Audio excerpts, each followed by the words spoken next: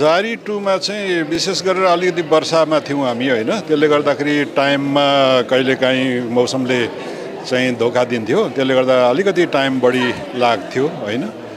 हामी दिनमा 2टा 3टा सिन हाम्रो टार्गेट हुन्थ्यो, तर कहिलेकाहीँ एउटै सिन फसिरहन्थ्यो। तर जे भए पनि हामीले चाहिँ नि जारीमा एउटा पारिवारिक फ्यामिलियर टाइपले पहिला पनि हामीले जारीमा पनि त्यसरी गर्यौँ। जारी 2 मा पनि त्यस्तै थियो हाम्रो माहौल हैन। त्यसले गर्दाखेरि बडो रमाइलो भयो। अब जारी 1 मा चाहिँ पहिलोचोटि हामीले चाहिँ जुन क्यारेक्टरलाई बिल्डअप गर्नु थियो हैन, त्यो बिल्डअप गर्नुको लागि पहिलोचोटि जस्तो मलाई इन्डिभिजुअली मेरो कुरा गर्दा चाहिँ त्यो जुन शेरबहादुर सुभाष शेरबहादुरको क्यारेक्टर गर्नलाई त्यसलाई बिल्डअप गर्नलाई अलिकति मलाई गाह्रो भएको थियो हैन।